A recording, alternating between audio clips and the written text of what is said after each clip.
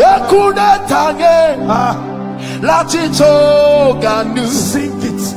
Loloka tengesia Yesu cholo mi Bada Elwa mesiame Votonye yaga Hey Elwa mesiame Votonye yaga Mebe Elwa mesiame Votonye yaga Elwa mesiame Votonye yaga. Hey, ekune tanye. Yes, Lord. La chicho ganu. Lolo kakengesia. Akakbesesia choloye. Mebe elo amesiame. Votonye yaga. Monike wole wonola. Lolo watovo. Elo amesiame. Votonye yaga. Mebe elo amesiame. Votonye yaga. Hey, elo amesiame. Votonye yaga. Mebe amenu fefe ale fofofo. Yesu kole duame. Minye menu ike choda mene cheye la choda no chachinyo. Lolo adofo. Nenyame kene nyenama wu. Mebe ekude tanye. La chicho kanu. Oh, sing it, minister. Lolo ka kangesia. Nema wa cholo mi. Mebe alo mesiame. Votonye yaga wu. Alo mesiame. Votonye yaga wu. Ekude tanye. La chicho ganu. Sing it. Loloka tengesia Yesu cholo mi Bada Elwa mesiame Votonye yaga. Hey Elwa mesiame Votonye yaga. Mebe Elwa mesiame Votonye yaga.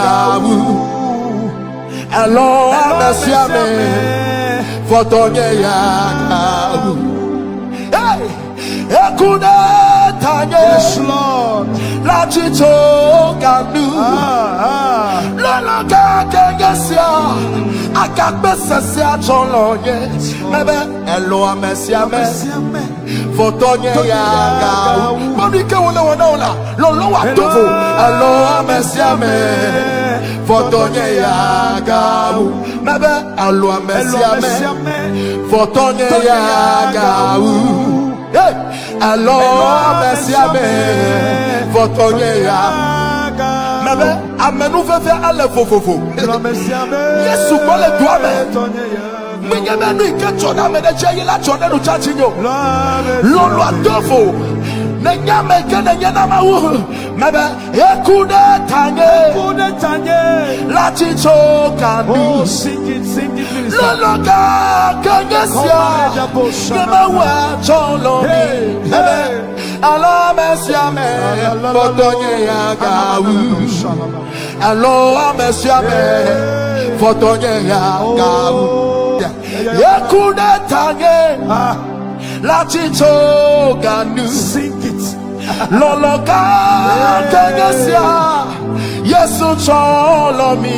Bada elo amesiame. Votonye yaga. Hey, elo amesiame. Votonye yaga.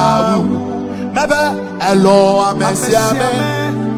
Votonye yaga. Elo amesiame. Votonye yaga. Hey, ekune tanye. Yes, Lord. La chicho ganu. Lolo kakengesia. Akakbesesia choloye. Mebe elo amesiame. Votonye yaga. Monike wole wonola. Lolo watovo. Elo amesiame. Votonye yaga. Mebe elo amesiame. Votonye yaga. Hey, elo amesiame. Votonye yaga. Mebe amenu fefe ale fofofo. Yesu kole duame. Minyamenu ikechona medeche la chona no chachinyo. Lolo adofo. Nenyame kene nyama wu. Mebe ekude tanye. La chicho kanu. Oh, sing it, please. Lolo ka kanyesia. Nema wa cholo mi. Mebe alo mesiame. Fotonye agawu. Alo mesiame. Fotonye agawu. Ekude tanye. La chicho kanu. Sing it.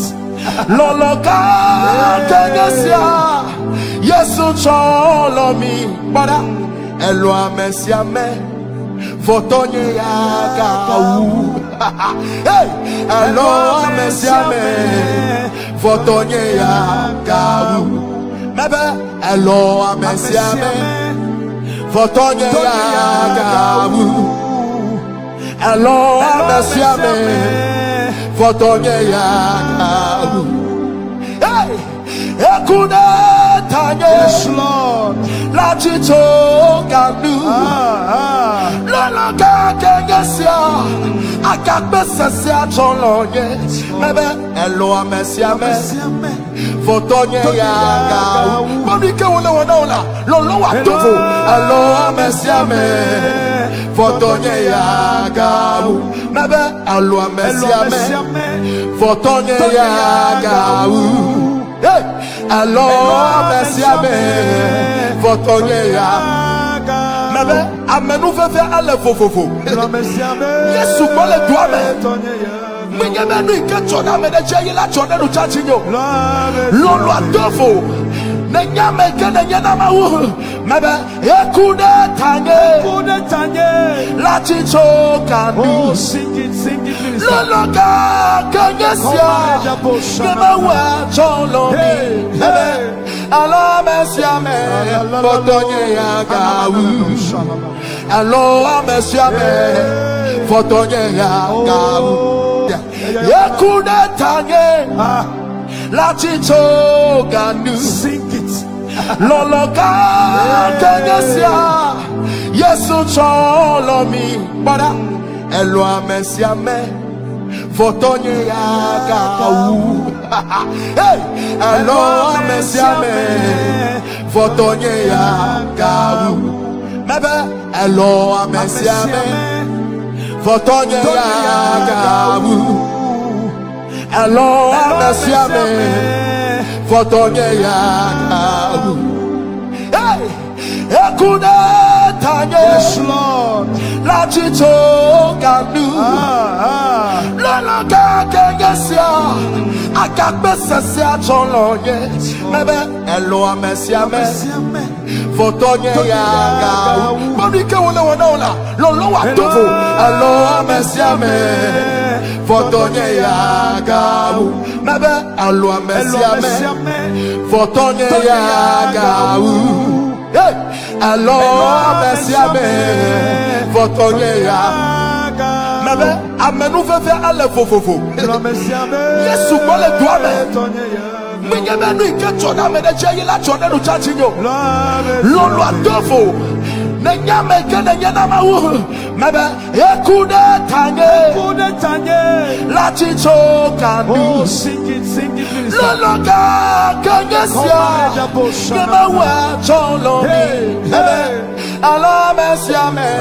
Fotonye yagawu. Alo mesiame. Fotonye yagawu. Ekude tanye. La chicho kanu. Sing it. Lolo ka kengesia Yesu cholo mi Bada Elwa mesiame Fotonye yagawu. Hey Elwa mesiame Fotonye yagawu. Mebe Elwa mesiame Fotonye yagawu. Elwa mesiame Fotonye yagawu. Hey, ekude tanye. Yes, Lord. La chicho kanu. Lolo ka kengesia. Akakbe sesia cholonye. Mebe elo mesiame. Fotonye yaga. Mamike wona wona. Lolo wa tofu. Alo amesiame. Fotonye yaga. Mebe alo amesiame. Fotonye yaga. Hey, alo amesiame. Fotonye yaga. Mebe amenu fefe ale fofofo. Yesu mole duame. Minye menu ike chona mene cheyi la chona no chachinyo. Lolo adofo. Nenyame kene nyana mawu. Mebe ekude tanye. La chicho kanu. Oh, sing it, please. Lolo ka kenyesia. Nemawa cholo mi. Mebe alo mesiame. Fotonye yagawu. Alo mesiame. Fotonye yagawu. Ekude tanye. La chicho kanu. Sing it. Loloka kenyesia Yesu cholo mi Bada Elo amesiame Fotonye yaga Hey Elo amesiame Fotonye yaga Mebe Elo amesiame Fotonye yaga Elo amesiame Fotonye yaga. Hey, ekude tanye. Yes, Lord. La chicho kanu. Lolo ka kenyesia. Akakbe sesia cholonye. Mebe elo amesiame. Fotonye yaga. Mamike wona wona. Lolo wa tofu. Elo amesiame. Fotonye yaga. Mebe elo amesiame. Fotonye yaga. Hey, elo amesiame. Fotonye yaga. Mebe amenu fefe ale fofofo. Yesu mole duame. Minye menu ike chona mene cheyi la chona no chachinyo. Lolo adofo. Nenyame kene nyana mawu. Mebe ekude tanye. La chicho kanu. Oh, sing it, please. Lolo ka kenyesia. Nemawa cholo mi. Mebe alo mesiame. Fotonye yagawu. Alo mesiame. Fotonye yagawu. Ekude tanye. La chicho kanu. Sing it. Lolo ka kenyesia Yesu cholo mi Bada Elo amesiame Fotonye yaga. Hey Elo amesiame Fotonye yaga. Mebe elo amesiame Fotonye yaga. Elo amesiame Fotonye yaga. Hey, ekude tanye. Yes, Lord. La chicho kanu. Lolo ka kenyesia. Akakbe sesia cholonye. Mebe elo amesiame. Fotonye yaga. Mamike wona wona. Lolo wa tofu. Elo amesiame. Fotonye yaga. Mebe elo amesiame. Fotonye yaga. Hey, elo amesiame. Fotonye yaga. Mebe amenu fefe ale fofofo. Yesu mole duame. Minye menu ike chona mene cheyi la chona no chachinyo. Lolo adofo. Nenyame kene nyana mawu. Mebe ekude tanye. La chicho kanu. Oh, sing it, please. Lolo ka kenyesia. Nemawa cholo mi. Mebe alo mesiame. Fotonye yagawu. Alo mesiame. Fotonye yagawu. Ekude tanye. La chicho kanu. Sing it. Lolo ka kenyesia Yesu cholo mi Bada Elo amesiame Fotonye yaga. Hey Elo amesiame Fotonye yaga. Mebe elo amesiame Fotonye yagawu. Elo amesiame. Fotonye yagawu. Hey, ekune tanye. Yes, Lord. La chito ganu. Lolo kakengesia. Akakbesesia cholonye. Mebe elo amesiame. Fotonye yagawu. Mamike wona. Lolo watofu. Elo amesiame. Fotonye yagawu. Mebe elo amesiame. Fotonye yagawu. Hey, elo amesiame.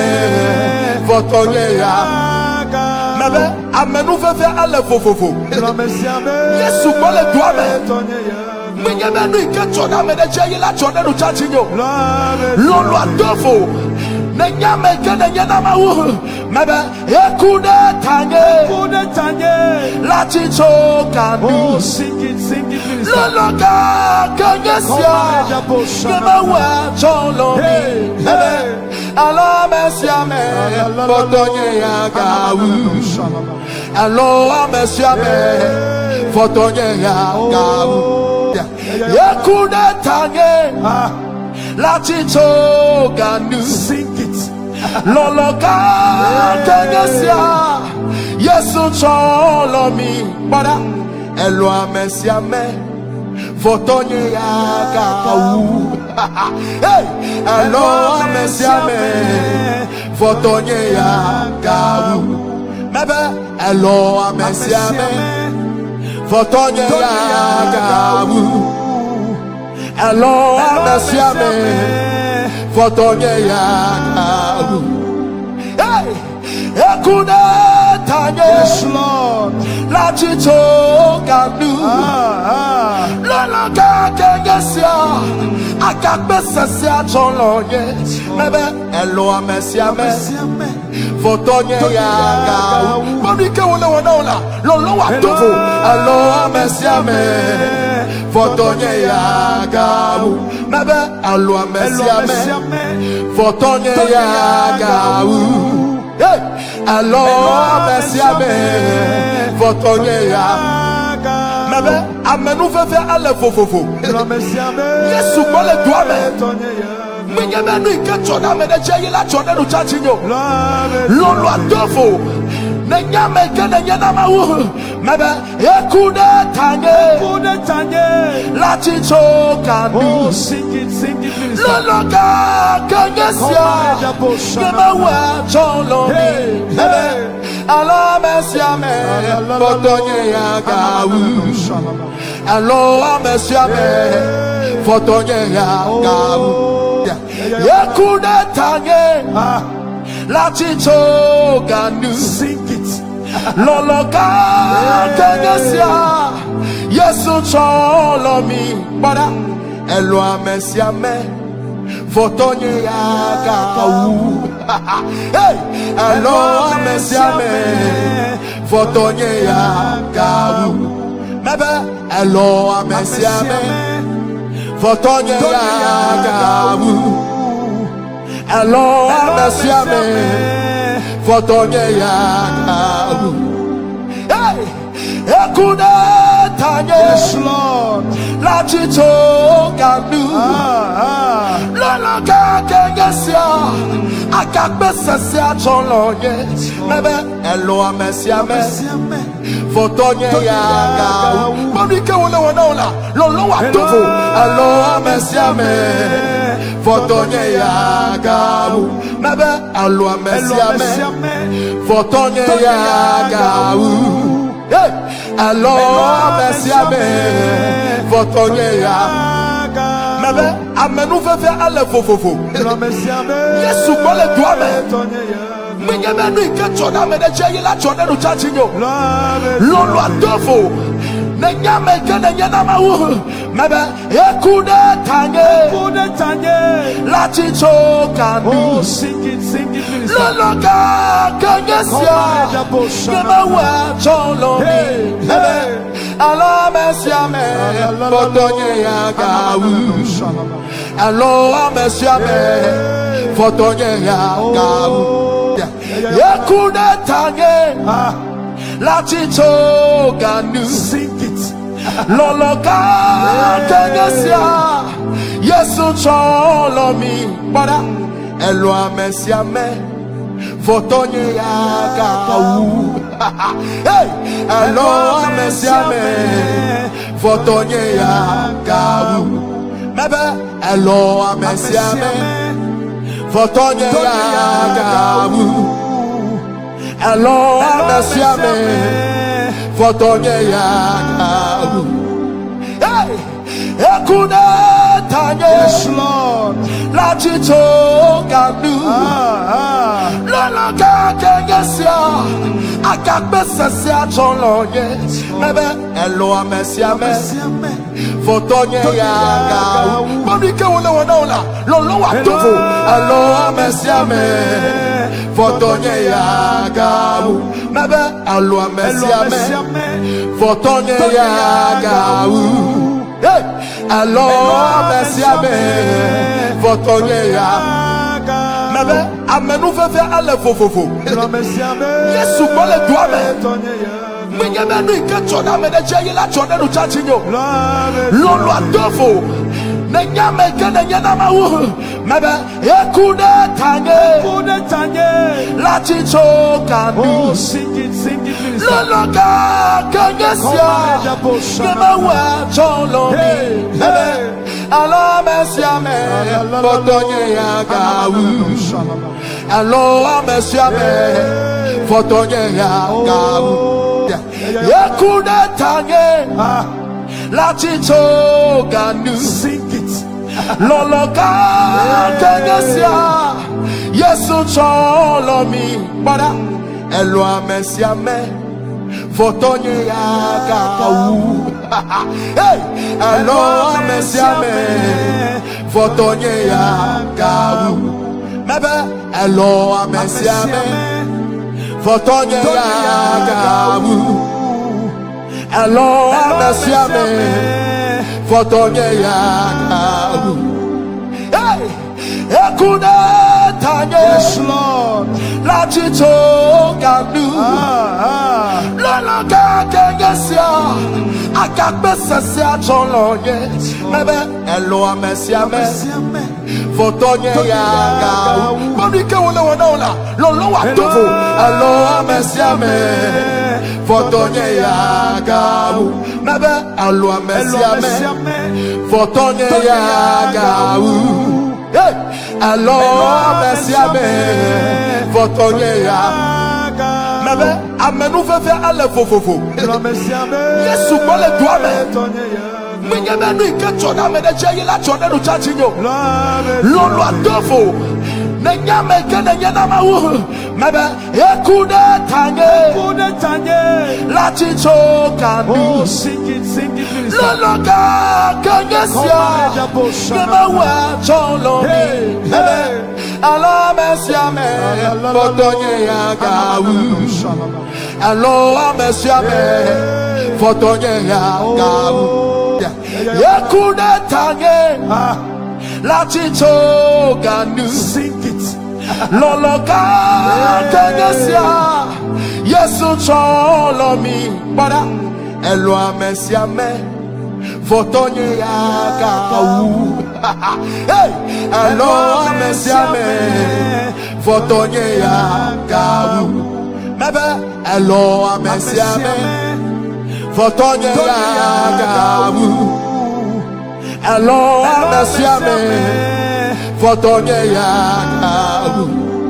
Hey, ekude tanye. Yes, Lord.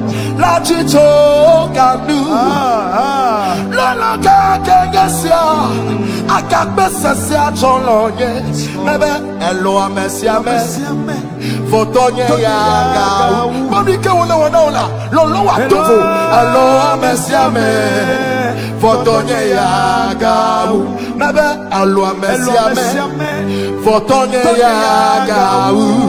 Hey, elo amesiame fotonye yagawu. Mebe amenu fefe ale fofofo. Yesu mole duame. Minyamenu ikechona meneche la chona no chachinyo. Lolo adofo. Nenyame kene nyanama wu. Mebe ekude tanye. La chicho kanu. Oh, sing it, please. Lolo ka kangesia. Nema wa cholomi. Mebe alo mesiame. Fotonye yagawu. Alo mesiame. Fotonye yagawu. Ekude tanye. La chicho kanu. Sing it. Loloka kenesia Yesu cholomi Bada Elwa mesiame Fotonye yagawu. Hey Elwa mesiame Fotonye yagawu. Mebe Elwa mesiame Fotonye yagawu. Elwa mesiame Fotonye yagawu. Hey, ekude tanye. Yes, Lord. La chicho kanu. Lolo ka kengesia. Akakbe sesia cholonye. Mebe elo amesiame. Fotonye yagawu. Bonike wole wona. Lolo watofu. Elo amesiame. Fotonye yagawu. Mebe elo amesiame. Fotonye yagawu. Hey, elo amesiame. Fotonye yagawu. Mebe amenu fefe ale fofofo. Yesu kole duame. Minyamenu ikechona meneche la chona no chachinyo. Lolo adofo. Nenyame kene nyanama wu. Mebe ekude tanye. La chicho kanu. Oh, sing it, please. Lolo ka kangesia. Nema wa cholomi. Mebe alo mesiame. Fotonye yagawu. Alo mesiame. Fotonye yagawu. Ekude tanye. La chicho kanu. Sing it. Lolo ka kangesia Yesu cholomi Bada Elwa mesiame Fotonye yagawu. Hey Elwa mesiame Fotonye yagawu. Mebe Elwa mesiame Fotonye yagawu. Elwa mesiame Fotonye yagawu. Hey, ekude tanye. Yes, Lord. La chicho kanu. Lolo ka kengesia. Akakbe sesia cholonye. Mebe elo amesiame. Fotonye yagawu. Bonike wona. Lolo watofu. Elo amesiame. Fotonye yagawu. Mebe elo amesiame. Fotonye yagawu. Hey, elo amesiame. Fotonye yagawu. Mebe amenu fefe ale fofofo. Yesu kole duame. Minyamenu ikechona meneche la chona no chachinyo. Lolo adofo. Nenyame kene nyanama wu. Mebe ekude tanye. La chicho kanu. Oh, sing it, please. Lolo ka kangesia. Nema wa cholomi. Mebe alo mesiame.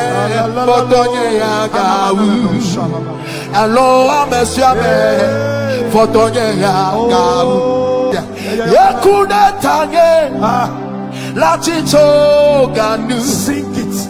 Lolo ka kangesia Yesu cholomi Bada Elwa mesiame Fotonye yagawu. Hey Elwa mesiame Fotonye yagawu. Mebe Elwa mesiame Fotonye yagawu. Elwa mesiame Fotonye yagawu. Hey, ekude Yes, Lord. La chicho kanu. Loloka kengesia. Akakbesa sia cholonye. Mebe elo amesiame. Fotonye yaga. Mabike wona. Lolo watofu. Elo amesiame. Fotonye yaga. Mebe elo amesiame. Fotonye yaga. Hey, alors amesiame. Fotonye yaga. Mebe amenu fefe ale fofofo. Yesu kole duame. Menyamenu ikechona medeche la chona no chachinyo. Lolo adofo. Nenyame kene nyama wu. Mebe ekude tanye. La chicho kanu. Oh, sing it, minister. Lolo ka kangesia. Nema wa cholo mi. Alo mesiame. Fotonye yaga.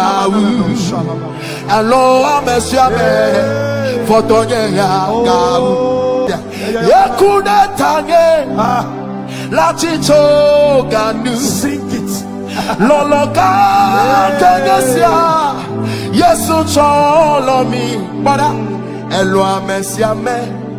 Fotonye yaga. Hey, elo amesiame.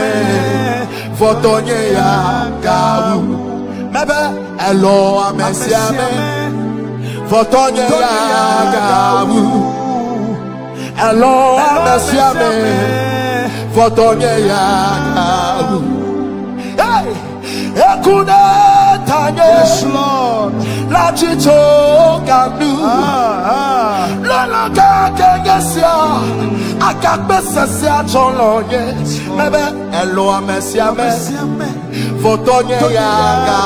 Mabike wona. Lolo watofu. Elo amesiame.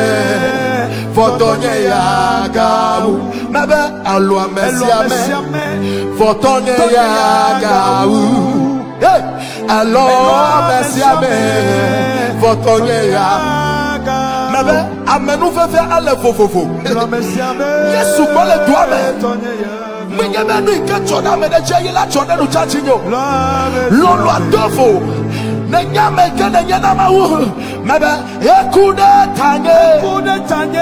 La chicho kanu. Oh, sing it, minister. Loloka kangesia. Nema wa cholo mi. Alo mesiame. Fotonye yaga. Alo mesiame. Fotonye yaga.